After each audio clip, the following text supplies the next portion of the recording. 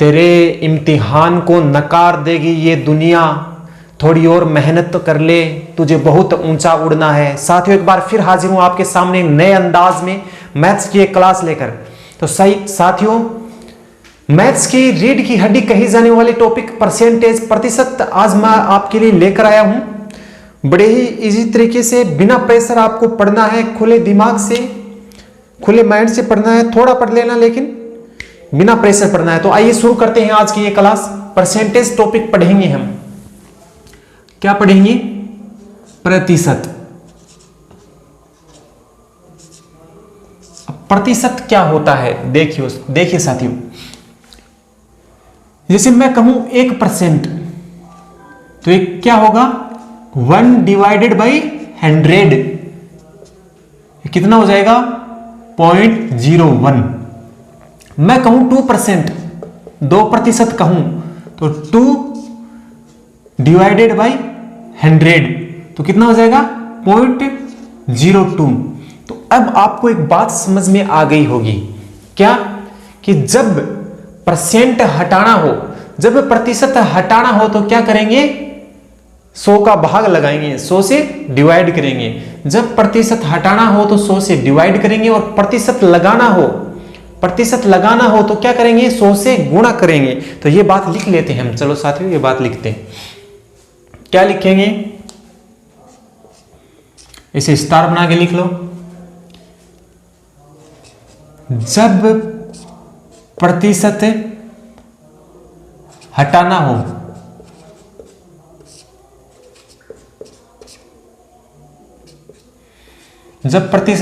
हो तो 100 का भाग लगाते हैं।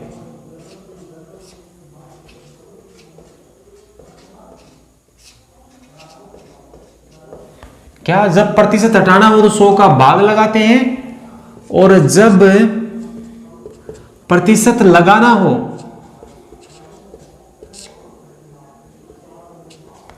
तो क्या करते हैं? 100 से गुणा करते हैं।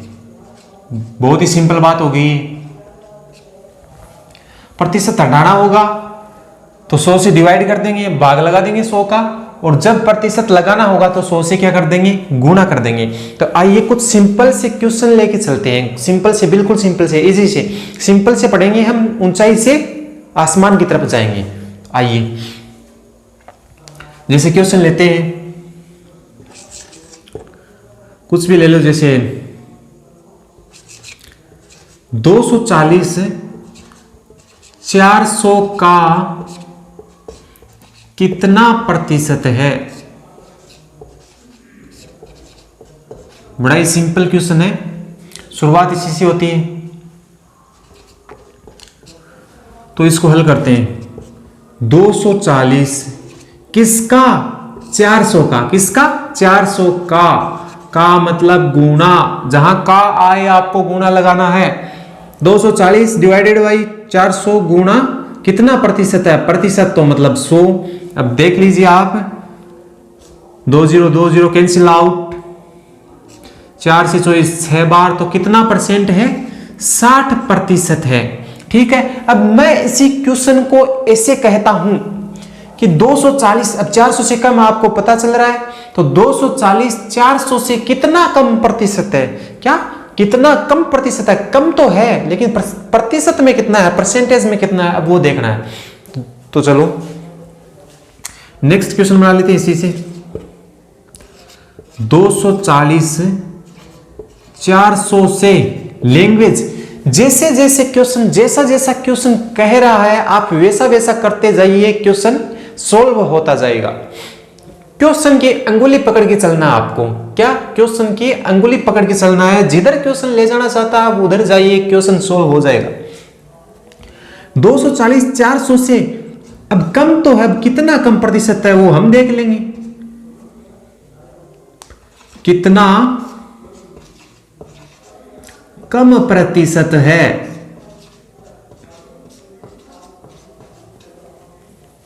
अब 240 400 से कितना कम है? 60 300 400 160 कम है। किससे? 400 से। जिसके साथ से लगा होगा वो क्या आएगा, डिवाइड के नीचे आएगा। जिसके साथ से लगा होगा, ध्यान रख लेना, जिसके साथ से लगा होगा वो क्या आएगा, नीचे आएगा, डिवाइड से नीचे आएगा। 400 से 240, 460, 400 से कितना कम प्रतिशत है, तो ये कितना कम, इनका अंतर कितना है, इनका अंतर 160 हो गया। अब किससे, 400 से, प्रतिशत का मतलब आए तो गुना 100, 2 0 से 2 0 कैंसिल आउट, 4 चौक 16, तो ये कितना हो गया, 40% कम प्रतिशत है। अब इसी क्वेश्चन को कहने के एक और बन जाएगा कि 240 से 400 240 से कितना अधिक प्रतिशत है, तो जिससे से लगा होगा वो नीचे आ जाएगा। ठीक है,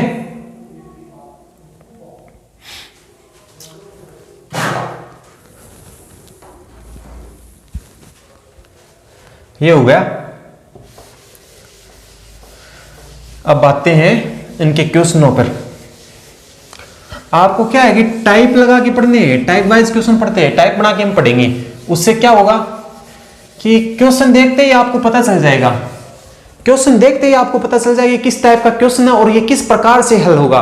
जब आप कभी प्रैक्टिस करेंगे, प्रैक्टिस सेट निकालोगे तो आपको पता चल जाएगा कि ये किस टाइप का क्वेश्चन है और किस प्रकार से हल होगा। क्वेश्चन भी मिक्स नहीं होंगे और आपको पता भी चल जाएगा, जब एग्जाम में भी पता चल जाएगा ये तो इस टाइप का क्वेश्चन है, इस तरह से पढ़ाया गया है, इस तरह से ये क्या होगा, हल होगा। तो टाइप लगा लेना। क्वेश्चन देखते हैं पहला,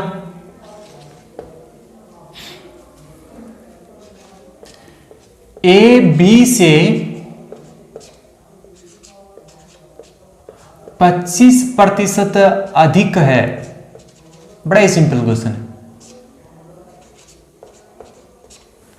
ए बी से 25% अधिक है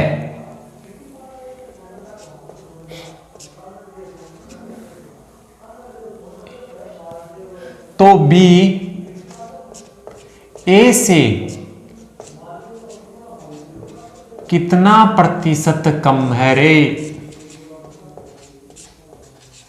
बताइए जरा, आप भी साथ साथ हल कीजिए।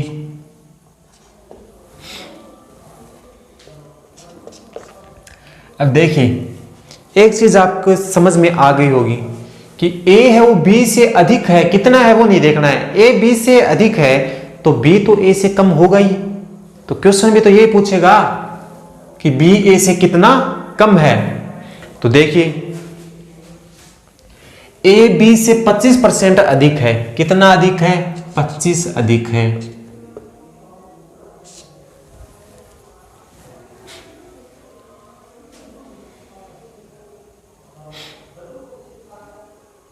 एक मिनट, इसको ऐसे देख लीजिए आप, ए और बी ले लीजिए, बी से किससे, बी से 25% अधिक है, तो ये हो गया बी, बी को 100 मान लीजिए। ए है बी से 25% अधिक है तो 100 का 25% कितना हो जाएगा, 125 हो जाएगा। ये ए हो गया 125। तो पूछा क्या है, बी ए से कितना कम प्रतिशत है, तो बी ए से कितना कम है रे, 25 ही तो कम है। किससे, ए से। मैंने पहले भी कहा था कि जिसके साथ से लगा होगा वो क्या होगा, डिवाइड से क्या होगा, भाग में आएगा, नीचे आएगा, बट्टे में आएगा, जिससे से लगा होगा जिसके साथ। से किसके साथ लगा है, ए के साथ लगा, और ए की वैल्यू कितनी है, 125, तो 125 नीचे आएगा। प्रतिशत की बात होती है तो इंटू 100, 25 5 125, 20 5 100, तो बी ए से कितना प्रतिशत कम है रे, 20% कम है। ठीक है, जिसके साथ से लगा होगा, जिसके साथ से लगा होगा वो क्या होगा, नीचे आएगा। अब नेक्स्ट क्वेश्चन देखिए,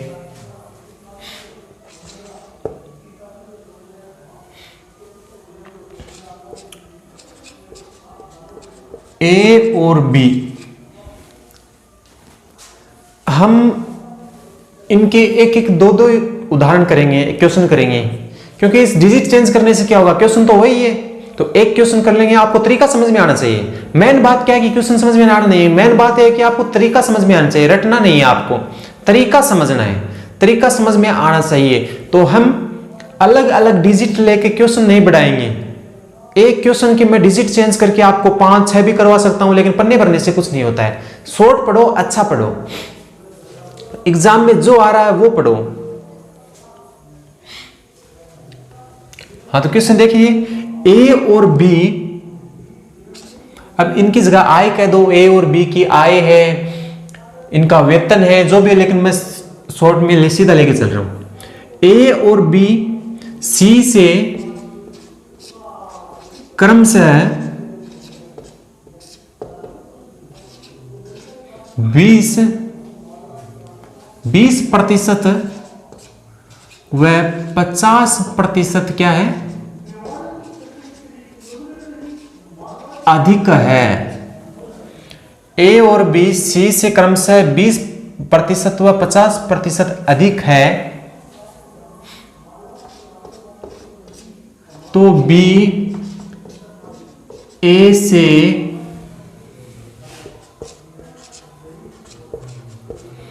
कितना प्रतिशत अधिक है। आ जाओ यहां पे, नहीं हुआ कोई बात नहीं। ए और बी सी से, किसके, सी से, किससे, से जिसके साथ से लगा है आप तो बस उसको पकड़ लीजिए। किसके साथ लगा है, सी से लगा है, सी के साथ लगा है, तो सी को कितना मानेंगे, 100 मान लेते हैं, सी को 100 ही मानेंगे, इजी रहेगा।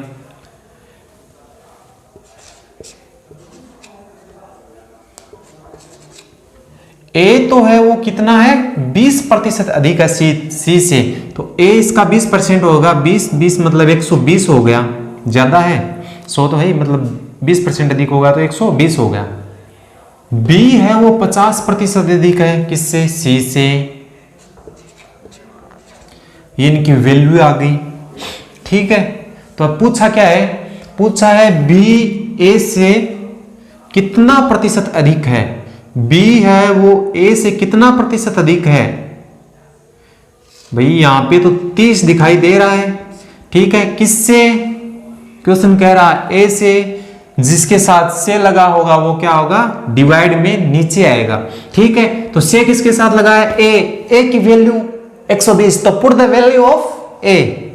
ठीक है, 120% का मामला है तो इंटू 100। अब साथियों आपकी कैलकुलेशन शानदार होनी चाहिए, ये तो कुछ नहीं है, मामूली से है, कैलकुलेशन हो जाएगा यहाँ पे, तो इजी है एकदम। लेकिन सबसे महत्वपूर्ण बात क्या है मैथ्स में सबसे महत्वपूर्ण बात है टाइम मैनेजमेंट, समय प्रबंधन भी नामी भी कोई चीज होती होगी। आपको क्वेश्चन दे जाएंगे, क्वेश्चन आपको आ रहे हैं, लेकिन उनकी जो कैलकुलेशन होगी, आपको एग्जाम में क्या होगा, क्वेश्चन देंगे वो तो आ रहे होंगे, लेकिन वो क्या होंगे, उनकी जो कैलकुलेशन है वो हार्ड होगी। तो आपकी कैलकुलेशन क्या होनी चाहिए, शानदार होनी चाहिए, फटाफट होनी चाहिए, काटापीटी बहुत जल्दी होनी चाहिए। अब यहां तो इजी चल रहा है हमारा मामला। अब यहां पे देखिए ये 20 से कट रहे हैं, 20 पंजो 100, 20 6 120। अब यहां पे देख लो 6 5 5 गुणा 5 25%। तो आंसर आ गया 25%। क्या आया है, बी है वो ए से कितना प्रतिशत अधिक है, तो ये क्या हो गया 25% अधिक है। ठीक है, नीचे दिखेगा नहीं, थोड़ा ऊपर लिख लेता हूं मैं।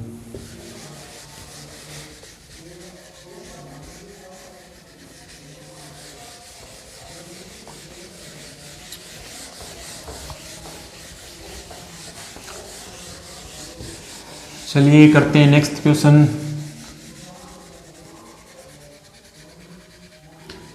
ये तो कुछ नहीं है, बस थोड़े लेवल के क्वेश्चन भी पढ़ेंगे हम। ये तो बस आपकी नींव तैयार, फाउंडेशन तैयार हो रहा है।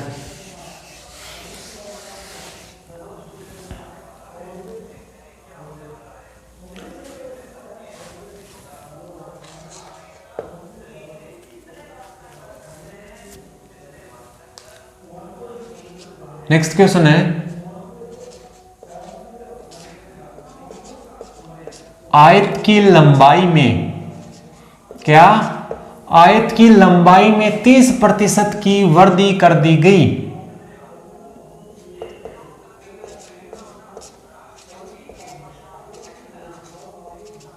तीस प्रतिशत की वृद्धि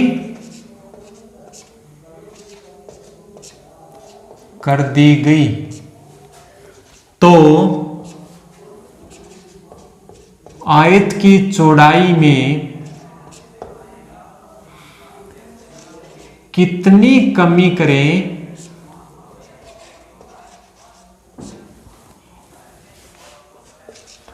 आयत की चौड़ाई में कितनी कमी करें कि आयत का जो क्षेत्रफल है वो अपरिवर्तित रहे।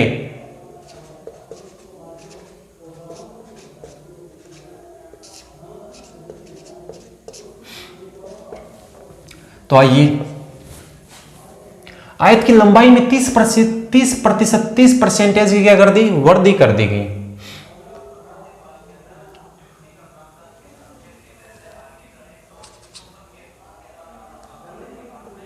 तीस की वृद्धि कर दी, 30 की वृद्धि कर दी तो ये कितनी होगी? 130 होगी, डिवाइडेड बाई 100।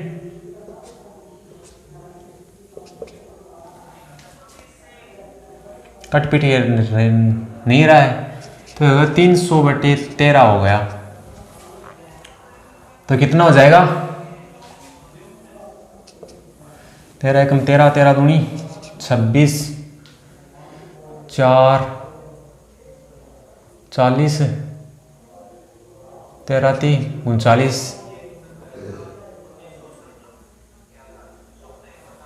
23 सही 1/3 प्रतिशत की ये क्या हो गई? कमी हो गई। कमी पूछी, चौड़ाई में इतनी कमी करेंगे ना, चौड़ाई में 23 सही 1/3% की कमी करेंगे तो हमारा क्षेत्रफल क्या हो गया? लंबाई बढ़ाने के बावजूद भी क्या रहेगा? अपरिवर्तित रहेगा, कोई परिवर्तन नहीं होगा। ठीक है,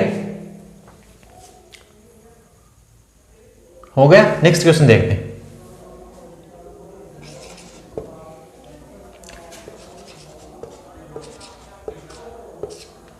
आयत की लंबाई में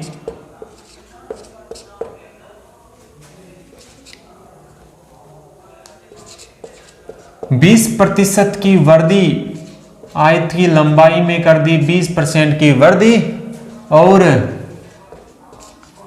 चौड़ाई में क्या कर दे? कमी कर दे। कितनी कमी कर दे रे? चौड़ाई में 10% की कमी कर दी जाए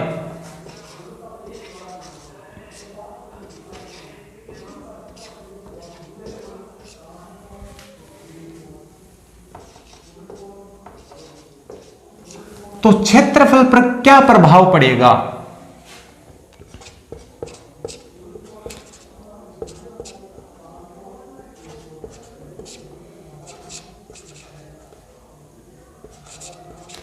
आयत की लंबाई में कर दी 20% की वृद्धि, चौड़ाई में कर दी 10% की कमी, तो इसके एरिया पर क्या इफेक्ट पड़ेगा वो पूछा है।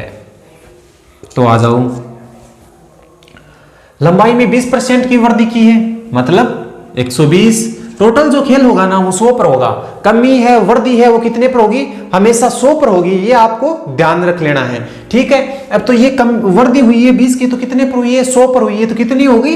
120 हो गई है। ठीक है, अब आप बच्चे नहीं हो कि वो करोगे 100 का 20% कितना है, फिर उसको लिखोगे, फिर काटोगे, वो करोगे, वो नहीं करना है। सीधा रखना कि 100 का 20% 120। ठीक है, ये तो सीधा सा आंकड़ा है। 120 हो गई।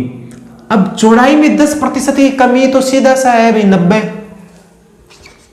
टाइम बचाना है। मैं पहले भी बता रहा था कि टाइम मैनेजमेंट नाम की भी कोई चीज होती होगी। टोटल जो खेल होगा परसेंट में वो कितने पे होगा? प्रतिशत में 100 पर होगा। तो देखिए, काटापीटी कर दीजिए। एक जीरो से एक जीरो कैंसिल आउट, इस जीरो से ये जीरो कैंसिल आउट, तो 12 गुणा 9 12 108। ये क्या आया है? ये क्या आया है? ये 108 है, वो नया एरिया आया है। नया एरिया आया है। तो पहले एरिया कितना था? 100 था। पहले जो क्षेत्रफल था वो 100 था, अब 108 हो गया। तो मतलब ये क्या दर्शा रहा है, 8% की वृद्धि दर्शा रहा है। कि क्वेश्चन ने जैसा कहा है वैसा हम करते जाएंगे तो जो आयत है उसके क्षेत्रफल पर क्या प्रभाव पड़ेगा, ये तो क्वेश्चन पूछ रहा है। तो हमारा आंसर क्या, हम क्या आंसर देंगे कि तू जैसा कह रहा है क्वेश्चन, तो जैसा कह रहा है अगर हम वैसा कर देंगे तो ये आयत का जो क्षेत्रफल है वो 8% बढ़ जाएगा, 8% बढ़ जाएगा। ठीक है, चलो नेक्स्ट क्वेश्चन लेते हैं। ऊपर ही लिख लेते हैं, नीचे जगह नहीं है, दिखेगा नहीं आपको। बस आप तो क्वेश्चन जैसा कह रहा है वैसा करता जाइए, आपको कुछ नहीं करना है, बस कैलकुलेशन करनी है, बाकी तो क्वेश्चन अपने आप में सॉल्व हो जाएगा।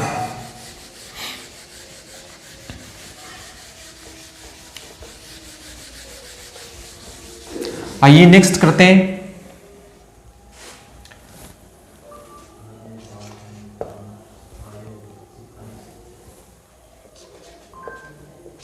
नेक्स्ट क्वेश्चन है, चावल के भाव में, चावल की प्राइस में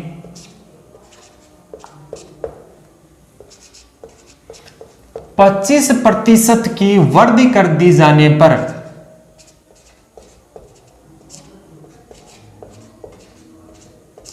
वृद्धि करने पर उपभोग या खपत, आप जो भी कहो,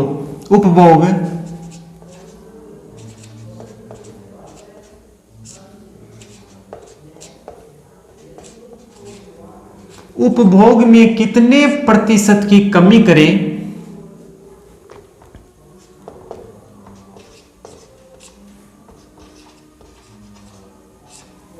कितने प्रतिशत की कमी करें कि खर्चा अपरिवर्तित रहे।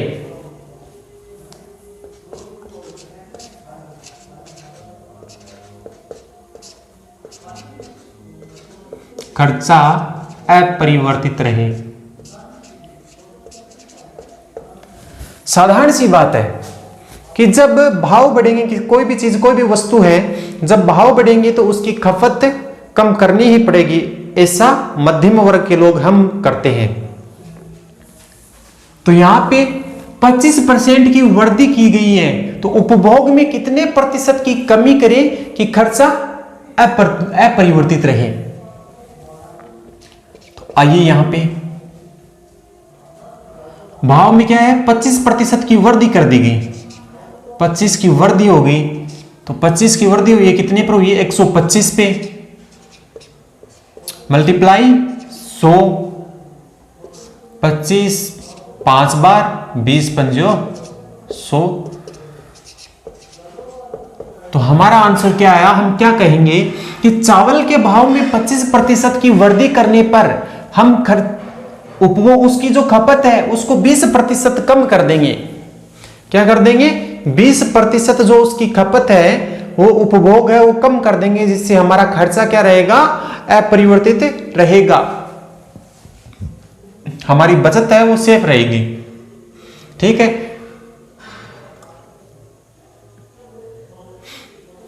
नेक्स्ट क्वेश्चन और देख लेते हैं।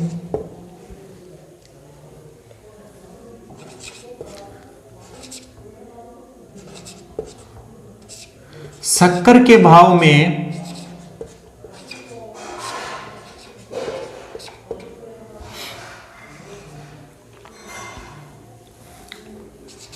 25% की वृद्धि की गई।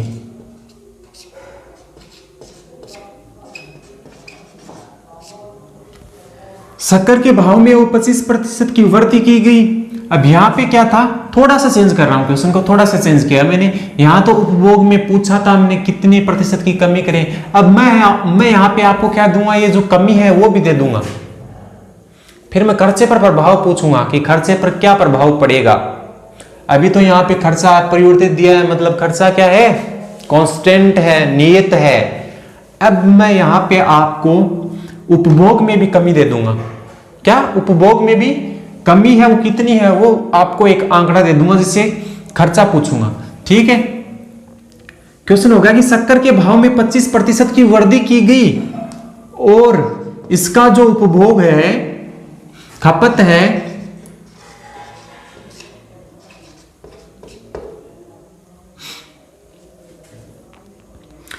खपत में 20% ले लो, चलो खपत में 20% की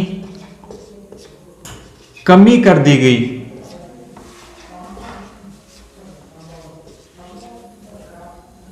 भाव तो बढ़ा दिया 25% और खपत में 20% की कमी कर दी, तो खर्चे पर क्या प्रभाव पड़ेगा?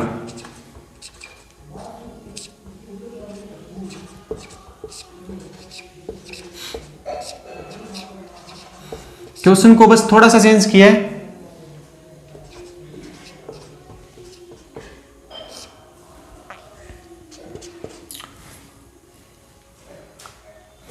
देखिए शक्कर के भाव में 25% की वृद्धि अब देखना कि कितने प्रतिशत, 100 की, बस पूरा खेल तो प्रतिशत में 100 का है।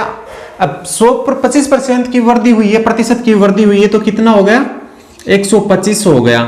ठीक है, अब खपत में इसके जो उपभोग है इसमें 20% की कमी कर दी, तो 20% की कमी मतलब 80 हो गया। कितने पर हो गया? 100 पर। अब बस कैलकुलेशन करनी है, कुछ नहीं है। 20 से 4 बार, 20 से 5 बार, ये 5 से 25 बार, 25 मल्टीप्लाई 4, 100%। मतलब खर्चा क्या रहेगा? 100%। अब 100% आया है, पहले कितना था? 100 था, तो मतलब खर्चे पर कोई प्रभाव नहीं पड़ेगा। खर्चा क्या रहेगा? तो यहां पे लिख देंगे खर्चा है वो अपरिवर्तित रहेगा, मतलब खर्चे पर कोई प्रभाव नहीं पड़ेगा। ये तो बात होगी इसकी ट्रिक की। अब बात करते हैं इसके फॉर्मूले की। फॉर्मूला भी होगा, लेकिन उसमें आपको एक चीज ध्यान में रखनी होगी कि जहां पे वृद्धि का नाम आएगा तो वहां पे आपको चिन्ह लगाना होगा प्लस का, और कमी मतलब कमी का आएगा तो वहां पे आपको माइनस लगाना होगा। वो फॉर्मूला क्या है? इसका जो फॉर्मूला है इस टाइप इक्वेशन का, वो होगा a plus B plus A B divided by 100। ये क्या होगा? फॉर्मूला हो गया। तो यहां पे प्लस मतलब इसमें एक चीज और लिख लेना आप, क्या? वृद्धि आने पर, वृद्धि का नाम आने पर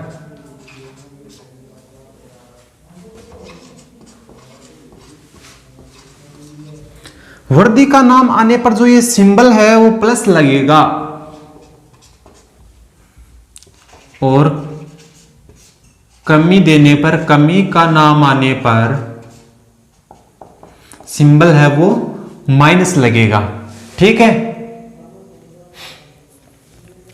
तो इस टाइप की क्वेश्चन कंप्लीट कराने के तो मैं और भी इनकी डिजिट चेंज कर करके करा सकता था, लेकिन उनसे कराने से कुछ नहीं है। आपको तरीका समझ में आना चाहिए।